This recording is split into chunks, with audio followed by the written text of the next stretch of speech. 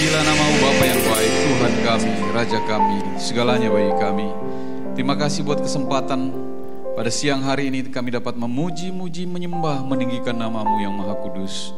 Engkau yang Maha Kudus, Kau kuduskan kami semua ya Tuhan. Oleh darah-Mu Tuhan Yesus kami telah ditebus. Oleh darah-Mu Tuhan Yesus kami telah diampuni. Oleh kuasa nama-Mu Tuhan Yesus kami telah diperdamaikan dengan Bapa. Sehingga rahmat-Nya, kasih sayang-Nya memenuhi setiap kami di tempat ini ya Bapa. Pagi hari ini, siang hari ini ya Tuhan, kami menikmati kebaikan Tuhan. Engkau hadir di tempat ini ya Bapa. Engkau Tuhan yang berdaulat atas seluruh hidup kami, seluruh pelayanan yang dilakukan di tempat ini. Memberkati kami dengan berkat firman Tuhan. Bahkan sebentar kami juga menerima perjamuan kudus ya Tuhan. Engkau berkati perjamuan kudus bagi kami semua. Dan biarlah pertolongan perlindungan pasukan malaikat yang kudus menjagai kami. Roh-Mu Tuhan, Roh Kudus ada pada kami semua. Mari Roh Kudus Engkau berbicara bagi kami. Memberkati firman-Mu, memberkati kami semua. Berkati hamba-Mu yang beritakannya. Dalam nama Tuhan Yesus. Mari yang percaya sama-sama katakan amin. Haleluya. Silakan duduk Bapak Ibu. Ya, haleluya. Terima kasih Imam Musik, terima kasih semua yang bertugas. Saya lihat tadi yang sudah usia di atas 70 tahun kayaknya kelamaan berdiri ya. Ya, Bapak Ibu, tanpa terasa kita sudah masuk di bulan Maret ya. Sebentar terasanya kita baru rayakan Natalan tahun baru gitu. Udah masuk bulan Maret, sebentar lagi Lebaran, sebentar lagi Paskah, sebentar lagi ulang tahun saya. Sebentar lagi Natalan lagi, ulang tahun Pak Daily dulu. Nah, ulang tahun Pak Sugi. Oh, Pak Sugi udah bulan Februari dia. Udah ya Pak Sugi ya? Pak Sugi duluan, udah curi start dia di bulan Februari. Oh Boy bulan berapa? Terakhir? Oh bulan Desember sama Bu Gembala. Mereka Oh November, Om Boy dulu, baru Desember ya. Ya, yang ulang tahun bulan Februari itu paling banyak. Ternyata yang sama Pak Niko itu paling banyak bulan lalu. Bulan Maret ini banyak juga. Nah, bulan-bulan depan juga semakin banyak. Amin Bapak Ibu. Ya, apa kabar Bapak Ibu? Luar biasa, sehat, puji Tuhan. Saya bersyukur. Saya terus berdoa supaya kita sehat-sehat dan sepanjang tahun kita terus sehat. Kita waktu raker kemarin dalam hati saya bersyukur, terima kasih Tuhan. Karena ada datanya jemaat yang meninggal tahun 2024 itu cuma 1. Tapi juga agak sedih juga hati, yang lahir juga cuma 1. Jadi meninggal 1, lahir 1. Loh biasanya kan patah 1 tumbuh 1000 gitu. Mari yang muda-muda supaya pada hamil lagi, supaya makin banyak lagi. Haleluya. Yang masih belum menikah supaya cepat-cepat menikah.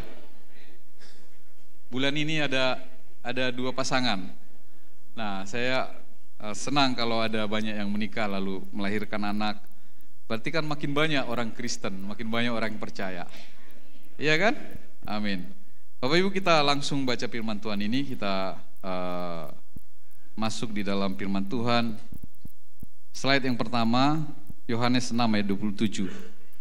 Mohon maaf saya undang kembali lagi kita berdiri. Hanya baca firman Tuhan ini satu firman aja, satu ayat. Yohanes pasal 6 ayat yang ke-27.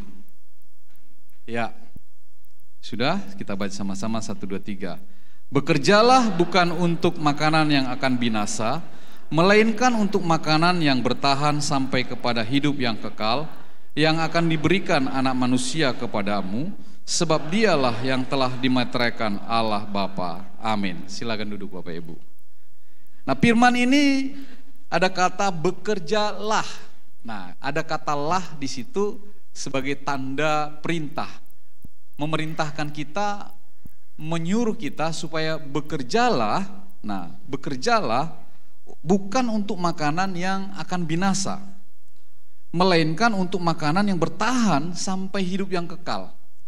Jadi kalau makan yang binasa, ya kita makan makanan kita, mau roti, kue, nasi, dan lain-lain kita makan, sebentar diolah di dalam pencernaan kita, paling lambat itu 7 jam, 8 jam sudah dibuang di jamban. Nah, berarti itu makanan yang binasa. Tapi Yesus berkata, supaya kita bekerjalah bukan untuk makanan yang akan binasa, melainkan untuk makanan yang bertahan sampai kepada hidup yang kekal, yang diberikan anak manusia kepadamu. Anak manusia itu siapa? Di dalam Alkitab sering dianalogikan dengan Yesus. Jadi bekerjalah untuk makanan yang tidak akan binasa, yang diberikan anak manusia itu kepadamu, yaitu Yesus yang berikan kepada kita. Nah, ayat ini Bapak Ibu Saudara Tuhan di dalam Yohanes pasal 6 ini adalah ayat yang dalam satu rangkaian cerita dari mulai Yohanes pasal 6 ayat yang pertama, yaitu mengenai 5 roti 2 ikan.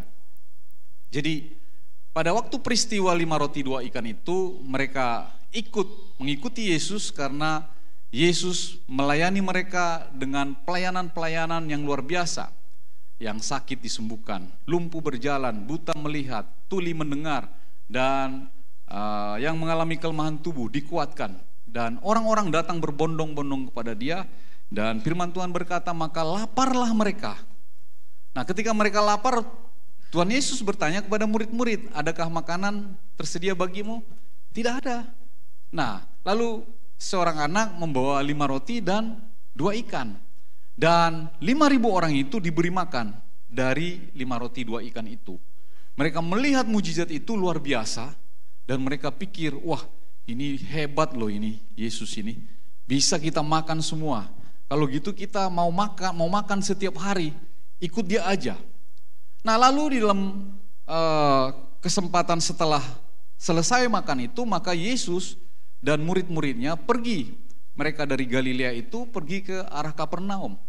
Dan murid-murid mengambil perahu, naik perahu di Danau Galilea itu supaya mereka pergi ke Kapernaum. Tapi orang melihat Yesus kok nggak ikut di dalam perahu itu. Lalu mereka mencari-cari Yesus. Nah, lalu muncullah di situ ayat Yesus berjalan di atas air.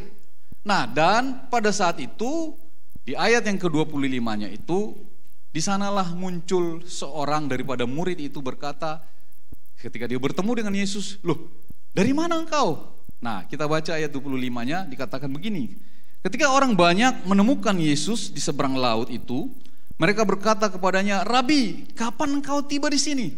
Loh dari mana kok bisa tiba-tiba di sini? Tadi nggak ikut naik perahu. Nah, mereka naik perahu pun nggak melihat Yesus. Kok bisa ada di sini? Yesus tahu apa yang dipikirkan oleh murid-murid itu. Murid-murid yang dikatakan di situ adalah dalam artian banyak orang yang mengikuti dia. Bukan murid yang 12 itu, tapi murid-murid adalah orang yang melihat mujizat itu dan melihat banyak kesembuhan dan segala macam pelayanan Yesus itu. Mereka ngikut Yesus. Wah, ini hebat nih orang nih itu. Nah, di ayat 25 dikatakan ketika orang banyak menemukan Yesus di seberang laut, mereka berkata kepadanya, Rabi, kapan engkau tiba di sini? Karena Yesus tahu apa yang dalam hatinya. Lalu Yesus bilang begini, Yesus menjawab mereka, sesungguhnya aku berkata kepadamu, kamu mencari aku bukan karena kamu telah melihat tanda-tanda, maksudnya mujizat-mujizat itu, melainkan karena kamu telah makan roti itu dan kenyang. Jadi sesungguhnya mereka tidak terlalu penting apa yang dikerjakan Yesus itu. Mereka perlu apa? Roti. Perlu makan. Makanan fisik yang mereka butuhkan. Ayat 27 lah muncullah kata Tuhan Yesus, bekerjalah bukan untuk makanan yang akan binasa, melainkan untuk makanan yang bertahan sampai kepada hidup yang kekal, yang akan diberikan anak manusia kepadamu, sebab dialah yang telah dimateraikan Allah Bapa. Bapak Ibu, saya akan baca dari ayat 28 sampai dengan ayat 43. Tapi saya minta Bapak Ibu jangan buka-buka HP, jangan buka-buka WA, hanya kalau mau buka firman Tuhan aja. Supaya saya leluasa bisa sampaikan firman ini dan mendarat. Sayang kalau Bapak Ibu datang, tapi firman ini enggak mendarat. Bapak Ibu karena sibuk dengan urusan sendiri, lalu firman ini enggak jelas. Nah, saya bacakan, Bapak Ibu perhatikan baik-baik, boleh ikut baca sambil lihat di situ, tapi nanti Bapak Ibu lihat apa yang terjadi di dalam tanya jawab antara murid-murid itu dengan Yesus. Nah, di situ baru kita bisa melihat firman ini bekerja bagi kita semua. Ayat 28. Lalu kata mereka kepadanya, apakah yang harus kami perbuat supaya kami mengerjakan pekerjaan-pekerjaan yang dikehendaki Allah? Jawab Yesus kepada mereka, inilah pekerjaan yang dikehendaki Allah, yaitu hendaklah kamu percaya kepada Dia yang telah diutus Allah. Yesus bilang, hendaklah kamu percaya kepada Dia yang diutus oleh Allah. Nah, ayat selanjutnya, sebab itu kata mereka kepadanya, nah ini langsung dibalaskan sama murid-murid itu. Tanda apakah yang kau perbuat supaya kami dapat melihatnya dan percaya kepadamu? Apakah yang kau kerjakan? Nah, ayat 31 ini lihat, berubah konteks. Jangan ngantuk Bang, jangan ngantuk-ngantuk. Lihat, 31, perhatikan. Tadi kan soal apa yang diperbuat. Nah, nenek moyang kami telah makan mana di padang gurun seperti ada tertulis, mereka diberinya makan roti di sorga. Ngaco ya? Ngaco ini murid ini. Baru kan pertanyaannya bukan tentang itu, tentang Yesus berbicara tentang percayalah kepada Dia yang telah diutus Allah. Ini ngomongin roti mana yang dalam perjanjian lama. Orang Israel keluar dari tanah Mesir. Coba kita teruskan dulu perkataan-perkataan ini. Ayat 32. Nah, Yesus ngomong lagi. Lalu kata Yesus kepada mereka, sesungguhnya aku berkata kepadamu, bukan Musa yang memberikan kamu roti dari sorga, melainkan Bapakku yang memberikan kamu roti yang benar yang dari sorga. Sebab roti yang dari Allah ialah yang turun dari sorga dan yang memberi hidup kepada dunia. Nah, ini Yesus selesai ngomong, dijawab lagi. Maka kata mereka kepadanya, Tuhan, berikanlah kami roti itu senantiasa. Nah, yang mereka butuhkan itu, roti fisik itu, roti benaran itu senantiasa.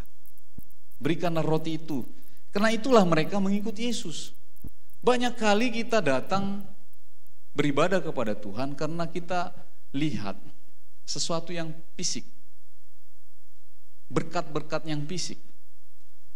Bahwa kita merasa kadang-kadang kalau kita memiliki banyak berkat fisik, kita adalah orang-orang yang benar di hadapan Tuhan. Belum tentu Bapak Ibu. Tapi orang-orang yang benar di hadapan Tuhan, firman Tuhan akan membela, sebab Tuhan membela firman-Nya. Dan orang-orang yang benar di hadapan Tuhan, maka orang-orang itu akan mendapat berkat Tuhan. Gak banyak kan yang amin? Orang-orang yang benar-benar melakukan firman Tuhan dan setia kepada Tuhan, maka mereka pasti diberkati oleh Tuhan. Amin. Tepuk tangan bagi Tuhan kita. Nah, itu dia. Masalahnya kita kadang-kadang setengah percaya terhadap firman itu, setengah melakukannya dan setengah setia. Kadang datang, kadang gak datang, kadang dia beribadah, kadang gak beribadah, kadang dia tersungkur, kadang dia gak tersungkur. Nah, karena kita masih setengah hati, benar gak ya? Benar gak ya? Lalu lihat medsos, wah kata medsos gak usah bawa persembahan persepuluhan, gak apa-apa kok katanya. Nah, dia juga pikir, gak usah lah, kenakan tuh gereja, kenakan pendetanya. Mulai begitu. Lalu gak usah datang ke gereja, kita nonton aja live streaming, kata medsos. Dia juga ragu. Nah, Bapak Ibu saudara kasih Tuhan, nah firman ini membawa kita kepada satu pengertian, supaya kita ketika kita mendengar firman Tuhan harus meresponinya, jangan menjawabnya. Murid-murid itu setiap kali Tuhan Yesus ngomong, dia tidak renungkan apa yang Tuhan Yesus katakan. Jadi satu kali seorang ibu pendoa ngomong sama saya, firmannya bagus-bagus ya di gereja. Yang datang khotbah itu bagus-bagus firmannya. Tapi kok ibu-ibu masih suka berantem ya, ribut ya. Karena kita selalu bereaksi dengan firman itu. Kalau kita bereaksi ketika firman di ini, lalu kita buang, oh itu cocok buat dia. Oh cocok buat dia. Bukan ke dalam. Harusnya meresponi firman itu, datang, renungin dulu, renungin.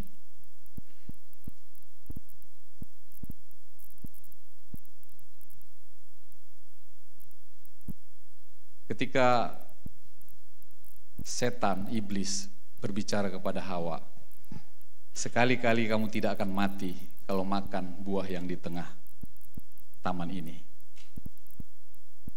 Hawa tidak meresponi firman itu. Dia langsung bereaksi dan dia terima, dia ambil buah itu. Apa yang terjadi Bapak Ibu?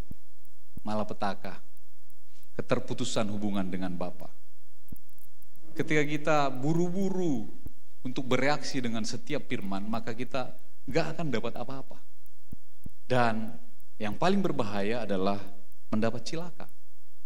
Tapi kalau kita meresponi firman itu, kita renungkan dalam hati kita, apa ya maunya Tuhan? Apa yang Tuhan mau kehendaki? Maka jalan kita jalan yang baik. Sebab itu sama seperti di dalam kita berkomunikasi.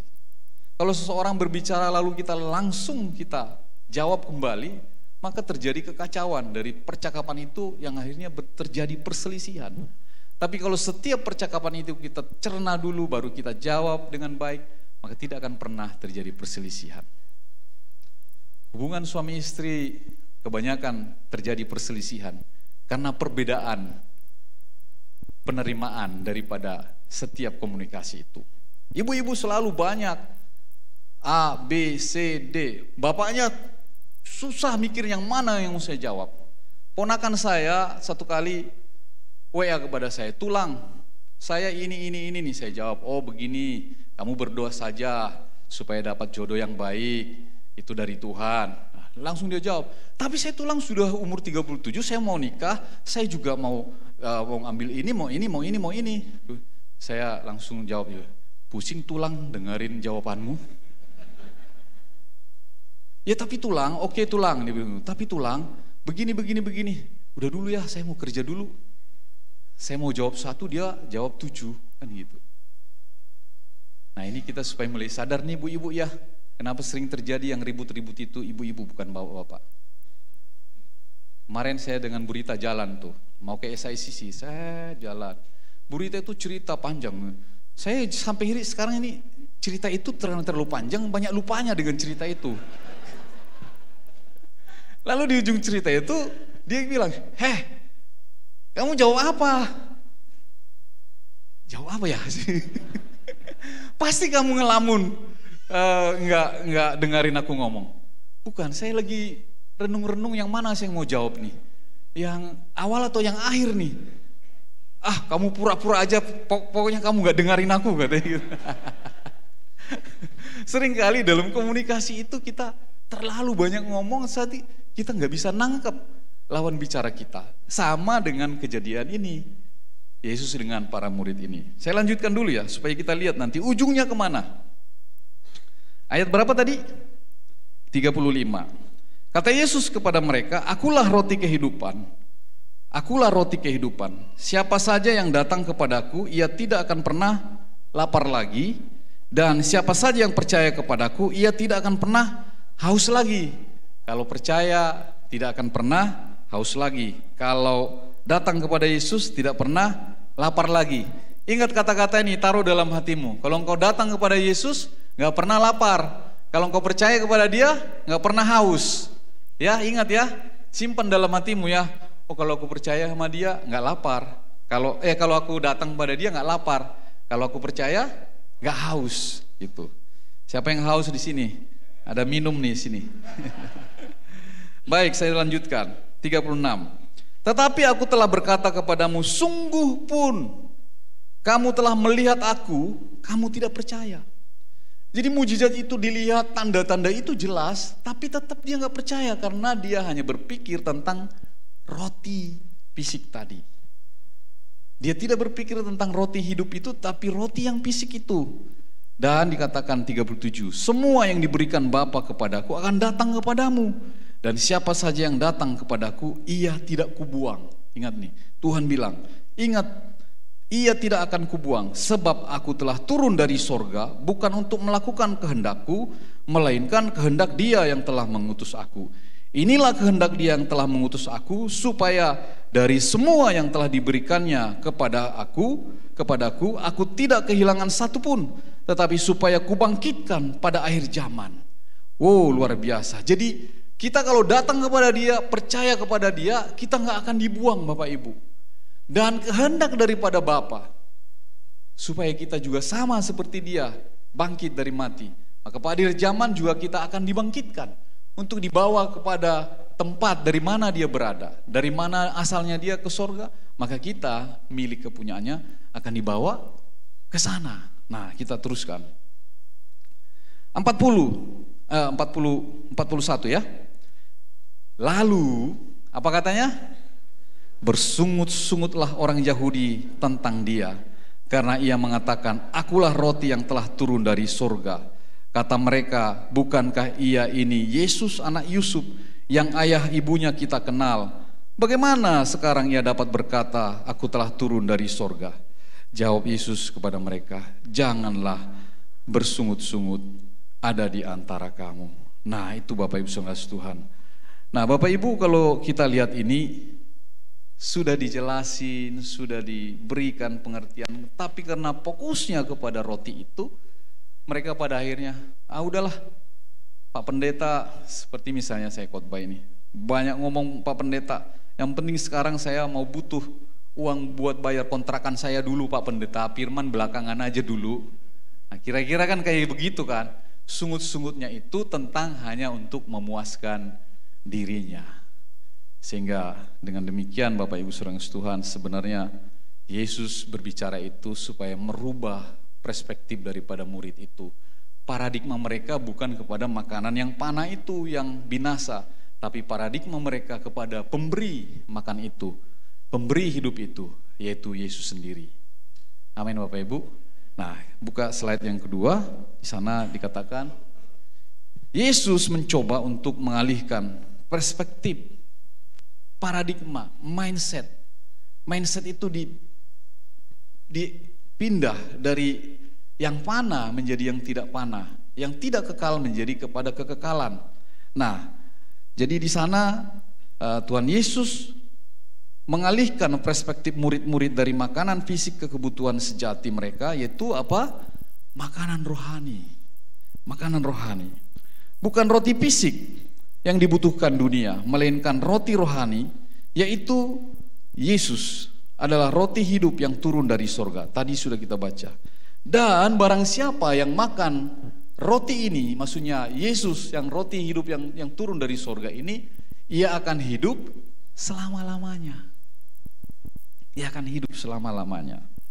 Nah, kita baca ayat yang ke-52 sebentar, atau kita 52 aja ya.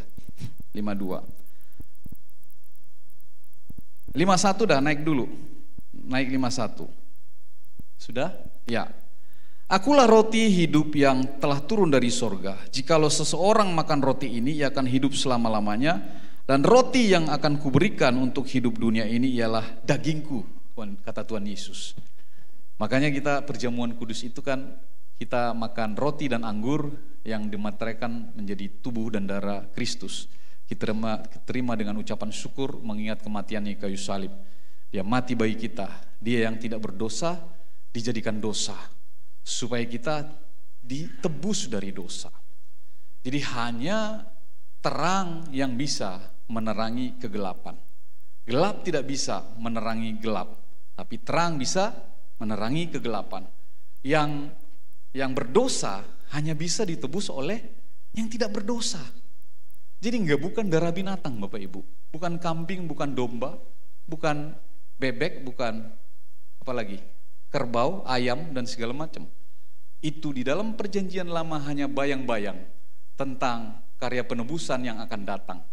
Jadi para imam memerciki darah binatang itu di bawah kaki daripada mezbah itu supaya tercium wangi ukupan itu kepada Tuhan dan menyenangkan hati Tuhan. Sampai di situ. Tapi belum ada pendamaian dengan jemaah itu. Hanya dengan imam yang bertugas itu Tuhan berbicara. Tuhan tidak mau berbicara kepada jemaah itu sampai Mesias itu datang. Barulah ketika engkau percaya kepada Yesus, maka Bapa berbicara kepadamu. Karena Yesus itu adalah Bapa juga. Amin Bapak Ibu. Nah, Lalu di ayat yang ke-60, pindah ke 60. Sesudah mendengar semuanya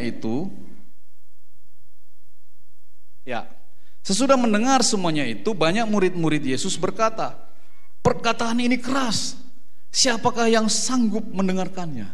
Wah, ini murid-murid yang dengar ini, keras banget nih kata-kata ini, karena makan dagingku, minum darahku, kata Yesus. Wah, ini keras ini. Tapi dia belum mengerti, cuman dibilang keras ini. Makan darahnya, misalnya Bang Doni misalnya. Bang Doni yang ngomong ini, makan darah Bang Doni, tubuh Bang Doni, keras banget nih. Berarti kita harus sate dulu Bang Doni baru bisa kita makan. Kira-kira kan pikiran fisik seperti itu. Nah, lalu dilanjutkan ayat 61. Yesus yang dalam hatinya tahu murid-muridnya bersungut-sungut tentang hal itu, berkata kepada mereka, apakah perkataan itu mengguncangkan kamu? Nah, bagaimana jika kamu melihat anak manusia naik ke tempat di mana ia sebelumnya berada?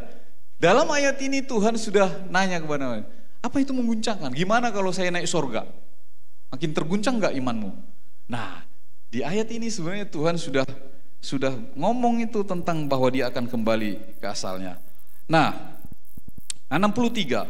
Rohlah yang memberi hidup, daging sama sekali tidak berguna.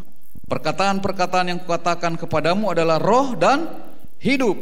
Namun di antaramu ada yang tidak percaya, sebab Yesus tahu dari semula siapa yang tidak percaya dan siapa yang akan menyerahkan dia.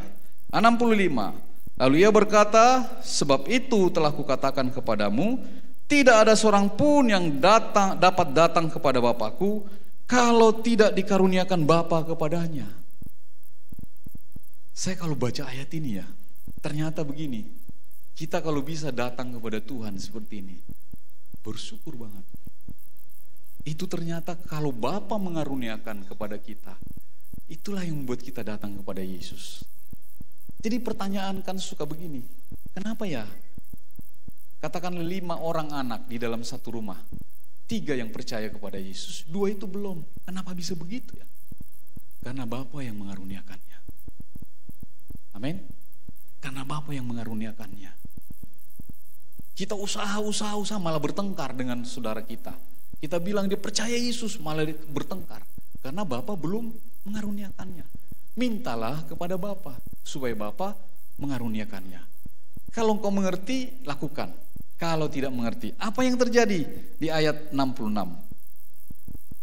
Mulai dari waktu itu banyak murid-muridnya mengundurkan diri dan tidak lagi mengikuti dia. Saya ngomongin roti, dia ngomongin kehidupan yang kekal. Saya minta supaya terus dapat roti, dia ngomongin tubuhnya roti. Nyambung gak? Perspektifnya gak nyambung. Maka murid-murid itu, kata murid-murid itu bukan yang 12 ini ya, itu yang mengikuti itu. Apa dikatakan? Mundur. Kebetulan mungkin ayat ini Yohanes 6:6. Jadi mudah mengingatnya. Kalau Bapak Ibu mau mundur dari gereja ini, mundur dari kul, mundur dari Tuhan, ingat nih Yohanes 6:6. Itu. Langsung baca Yohanes 6:6. Mulai saat itu banyak murid yang mengundurkan diri dan tidak lagi mengikut dia. Bagaimana yang 12 itu? Tuhan juga nanya sama mereka. Lalu kata Yesus kepada ke-12 muridnya, apakah kamu mau pergi juga? Ini yang tiap hari berteman, berjalan dengan Yesus. Kamu nggak ngerti juga? Mau mundur juga? Kalau yang di sana bolehlah, karena mereka mungkin ketemu Yesus itu karena ngejar-ngejar mujizat itu. Tapi yang tiap hari bersama dia, mau mundur juga? Paradigma inilah yang Tuhan mau pindahkan kepada kita, supaya kita itu berparadigma bukan kepada yang panah, tapi berparadigma kepada yang tidak panah, yaitu Yesus itu sendiri. Nah, slide berikutnya. Yesus berkata bahwa roti yang dipecahkan di meja adalah tubuhnya, dan cawan yang mereka minum adalah perjanjian baru dalam darahnya yang ditumpahkan untuk pengampunan dosa. Matius 26 ayat 26 sampai 28. Jadi ketika kita menerima perjamuan kudus ini adalah tubuhnya, roti ini adalah tubuhnya, ini anggur ini adalah darahnya, adalah itu perjanjian baru di dalam darah Yesus yang ditumpahkan ketika itu di kayu salib untuk pengampunan dosa Bapak Ibu semua dan saya. Amin Bapak Ibu. Jadi tindakan mereka makan dan minum harus menjadi simbol iman mereka kepada Kristus.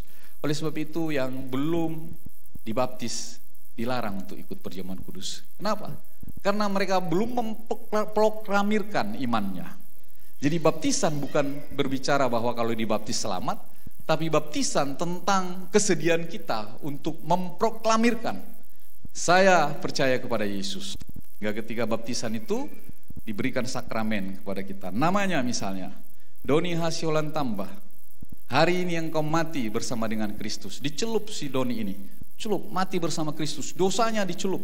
Dan dia bangkit naik bersama dengan Kristus untuk menerima hidup yang kekal dan janji pengharapan akan kehidupan yang akan datang bersama dengan Yesus. Jadi dosa kita dicebur, kita bangkit sebagai orang yang merdeka. Jadi ketika engkau sudah merdeka, engkau menerima perjamuan itu, maka dia ada di dalammu. Maka Kristus yang menghidupimu, itulah yang berjalan denganmu. Karena itu Rasul Paulus berkata, hidupnya dia adalah hidup karena Kristus yang di dalamnya. Nah, kalau Kristus yang ada di dalam kita, maka kita akan berubah, Bapak Ibu Saudara-saudara. Tapi seringkali ketika sudah menerima Tuhan tidak berubah. Kenapa bisa begitu? Karena perspektifnya tidak pernah berubah. Perspektifnya tetap kepada sesuatu yang fana, berkat, makanan, minuman, kekayaan. Oleh sebab itu firman Tuhan berkata supaya jangan kita mengandalkan hikmat bijaksana kita. Jangan mengandalkan kekuatan kita, yang kau masih muda. Jangan mengandalkan kekayaan kita, apapun yang kita miliki. Tapi biarlah kita mengandalkan Tuhan. Amin Bapak Ibu. Nah, sekarang kita masuk slide berikutnya, roti hidup. Jadi manusia hidup bukan dari roti saja, tetapi dari setiap firman yang keluar dari mulut Allah. Waktu Yesus dicobain di padang gurun, maka iblis berkata kepada dia, kalau benar engkau anak Allah, coba jadikan batu-batu itu jadi roti. Nah, Tuhan Yesus bilang, manusia bukan hanya makan daripada roti, tapi dari firman Allah. Ketika dia selesai berpuasa 40 hari. Satu kali ada pendeta di GBI datang dari Singapura. Namanya siapa tadi saya lupa. Siapa sih namanya? Siapa? Jacob Kuring. Jacob Kuring. Jacob Kuring yang orang India yang pendek tuh, yang kecil, orang India. Dia bersaksi 40 hari dia berpuasa, 40 hari 40 malam. Dan waktu dia berpuasa itu dia sudah sekarat. Tapi dia terus membaca firman Tuhan. Dan hari-hari terakhir itu firman itu pun sudah kabur dia baca karena tidak makan dan tidak minum. Tapi dia bisa hidup 40 hari 40 malam. Dia mau buktikan perkataan ini, manusia tidak hanya makan daripada roti, tapi makan dari firman Tuhan. Tapi jangan coba-coba Bapak Ibu. Atau siapa yang mau coba 40 hari 40 malam? Ipar saya, kakaknya Urita yang paling tua laki-laki, dia datang kepada saya, saya mau puasa 40 hari, kira-kira bisa gak ya? Gak apa-apa, silakan. Kalau Tuhan mengaruniakan. Tapi kalau gak mampu, ya buru-buru, cepat, nanti jangan sampai mati begitu. Minggu kedua, ke-14 hari ya, yang bawa saya telepon. Gimana ini Amang, lainnya ini udah gak keluar-keluar ini 2 minggu, gak makan-makan. Taruh saja makanan itu di pintu tiap hari, ganti. Barangkali dia lapar nanti dia ambil tuh. Tapi mudah-mudahan dia tahan 40 hari. Minggu ketiga ternyata dia sudah lapar. Dia buka pintu, dia mau makan. Dia bilang, aduh aku gak berhasil. Jangan cobain Tuhan. Kalau Tuhan mengaruniakan, berhasil. Kalau enggak, ya gak apa-apa. Bukan berarti orang yang sudah 40 hari 40 malam itu dia yang hebat. Bagi Tuhan bukan soal kehebatan. Bagi Tuhan soal penyerahan diri kita kepada Dia. Amin Bapak Ibu. Nah, tepuk tangan bagi Tuhan kita. Yesus disebut firman Allah yang datang ke bumi dan menjadi manusia. Yohanes 1 ayat 1, pada mulanya adalah firman dan firman itu menjadi manusia dan firman itu adalah Yesus. Dan firman Allah adalah roti hidup. Nah, tadi sudah kita baca ayat 48 dari Yohanes 6 tadi itu, firman Allah adalah roti hidup. Nah, firman Allah adalah roti hidup. Nah, firman Allah adalah Yesus itu sendiri. Nah, ini tahan ya, simpan itu ya. Firman Allah adalah roti hidup dan firman Allah adalah Yesus itu sendiri. Nah, ayo slide yang berikutnya. Roti yang dikuduskan atau roti hadirat telah menjadi roti rohani yang tinggal di dalam kita. Jadi roti hadirat itu maksudnya begini, di dalam tabernakel Musa dan tabernakel Daud sama. Tabernakel Daud kalau kita masuk ke pelataran itu, masuk ke ruang Maha Kudus, maka yang pertama kita lihat adalah kandil dan roti. Berbicara tentang terang dan makanan, yaitu firman Tuhan. Sehingga Bapak Ibu kalau datang ke gereja, maka tanda pertama dari gereja itu di sana ada terang Tuhan, sukacita, terang Tuhan, joyful. Dan di sana ada firman Tuhan. Amin. Jadi kalau datang ke gereja jangan berantem, tapi datanglah ke gereja karena di sana ada sukacita Tuhan. Amin. Itulah terang daripada kandil itu. Halo? Lah ragu-ragu. Di sana ada terang Tuhan. Amin. Nah, di sana ada makanan, yaitu firman Tuhan, roti itu. Nah, jadi itulah yang disebut dengan roti sajian. Nah, roti sajian itu adalah roti rohani yang telah tinggal di dalam kita ketika kita menjadi percaya kepada Dia. Amin. Yesus. Nah, ketika Yesus berkata kita harus makan daging anak manusia dan minum darahnya, dalam Yohanes 6 ayat 53 tadi sudah baca, Yesus sebenarnya gini, Dia mau atau Dia ingin supaya kita paham bahwa kita butuh makanan dan minuman rohani. Nah, itulah yang disediakan oleh Tuhan, oleh pengorbanannya yang kita terima melalui iman. Nah, ini dia. Jadi kita harus memahami bahwa kalau kita makan perjamuan kudus ini, kita sedang makan makanan rohani yang disediakan Yesus oleh pengorbanannya. Jadi perjamuan kudus ini berbicara tentang kisah bagaimana Yesus mati di kayu salib. Dia menjadi korban bagi kita.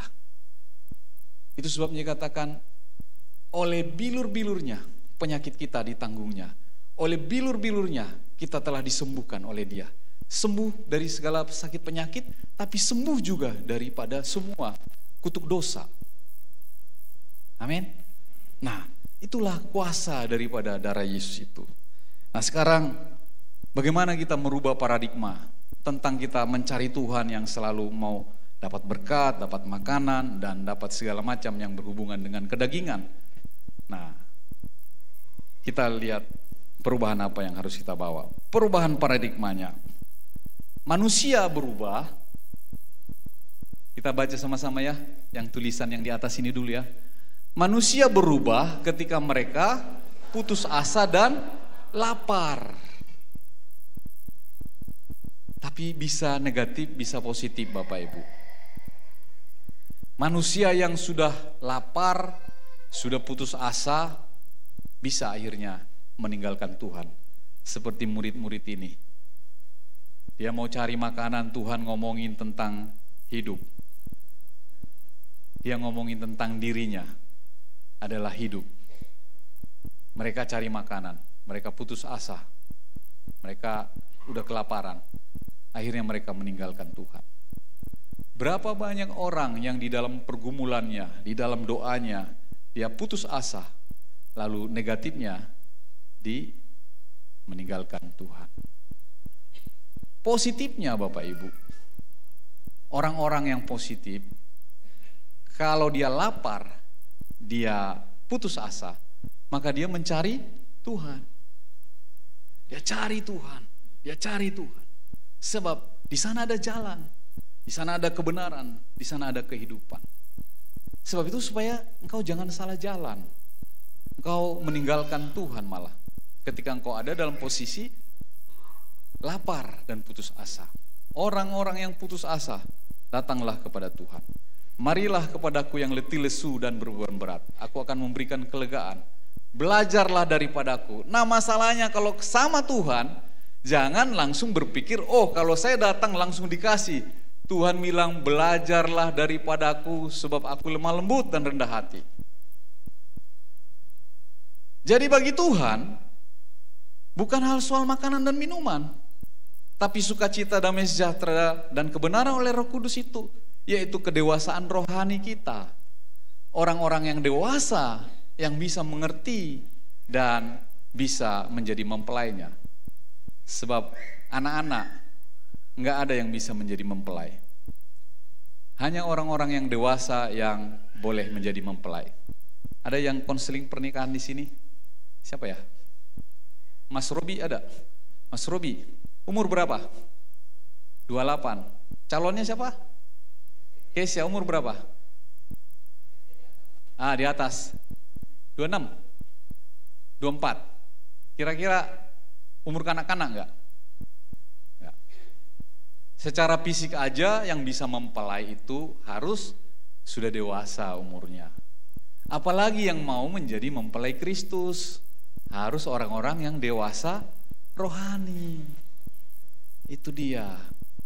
Nah, kalau kita masih kanak-kanak rohaninya, pingin makan aja seperti bayi, pokoknya mau nyusu aja, mau makan aja, sehingga merengek-rengek, bersungut-sungut, nangis.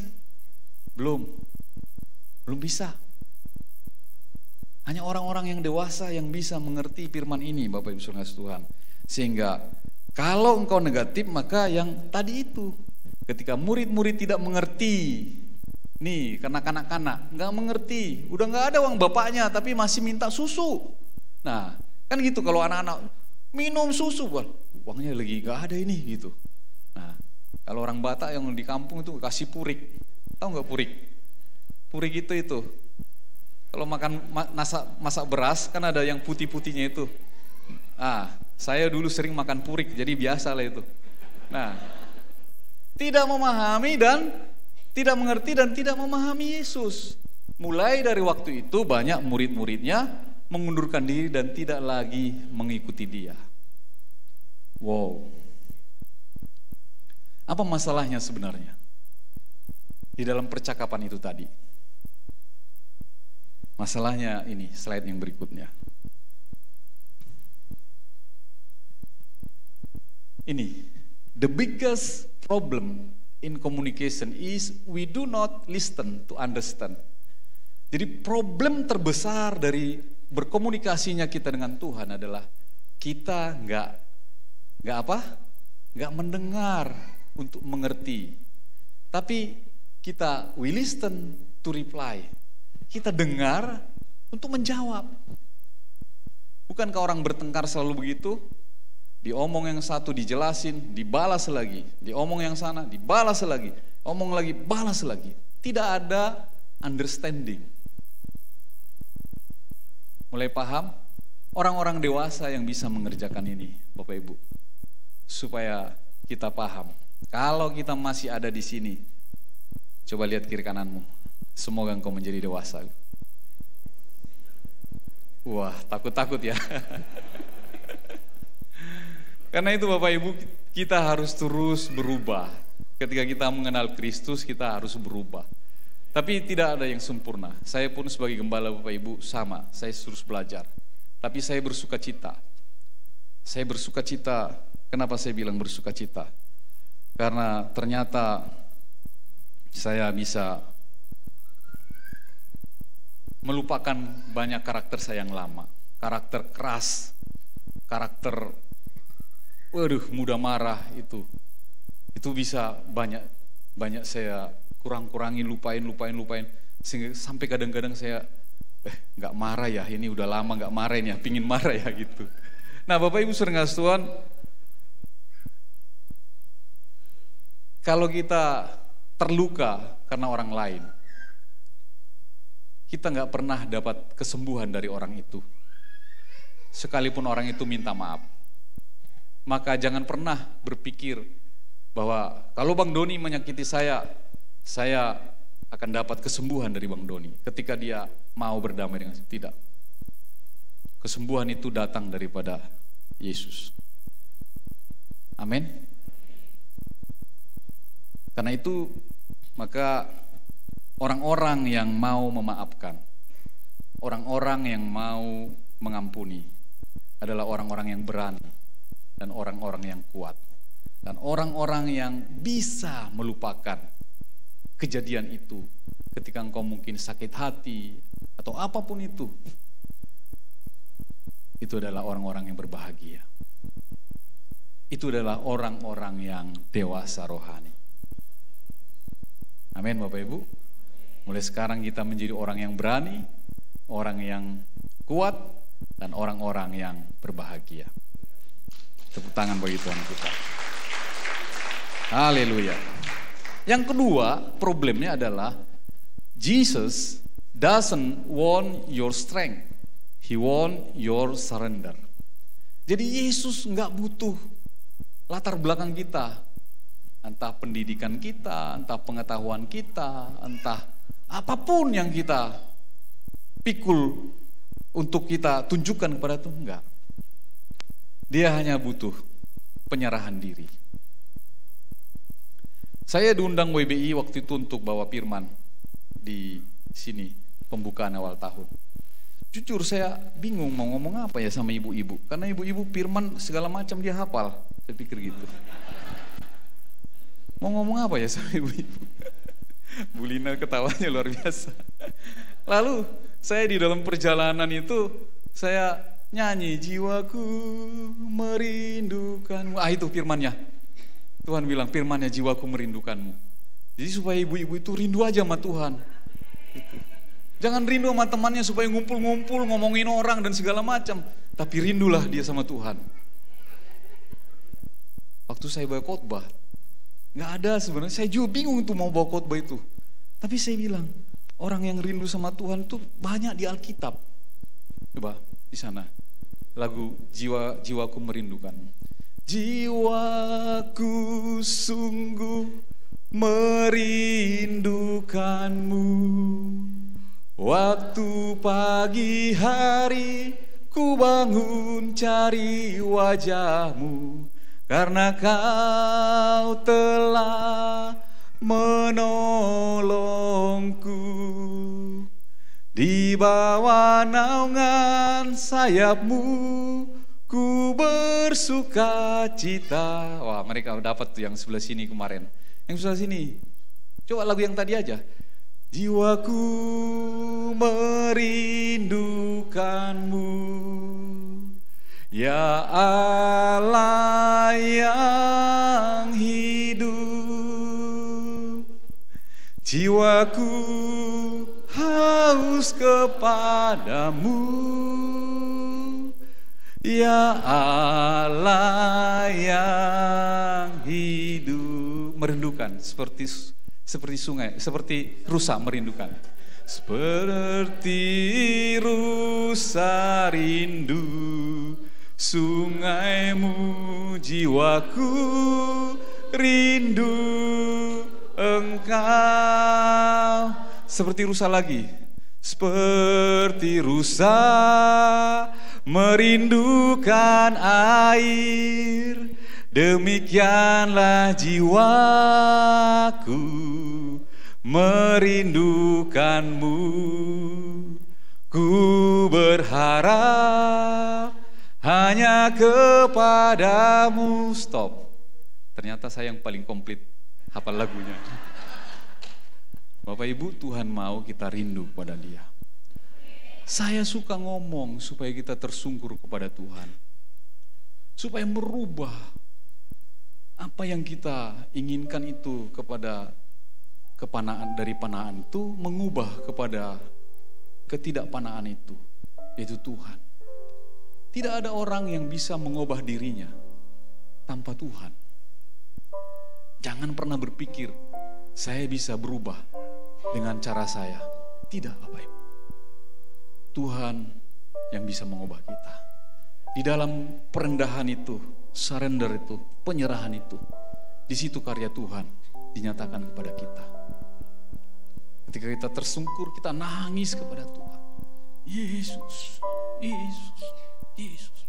Bukan karena kita sudah tidak makan, bukan karena kita kesulitan, tapi karena kita rindu Dia datang, Dia ada bersama dengan kita untuk mengubah kita. Orang-orang yang dewasa rohani adalah orang-orang yang bahagia, sehingga mereka datang dengan beban berat, tapi mereka pulang membawa berkas-berkasnya, berkas sukacita. Amin Bapak Ibu. Itulah yang mengubah kita semua. Itu yang mengubah kita. Kesimpulannya Bapak Ibu, sebelum kita masuk ke dalam perjamuan kudus, kesimpulannya, kita membutuhkan makanan rohani setiap hari, yaitu firman Tuhan, di mana Yesus ingin menyatakan dirinya kepada kita masing-masing.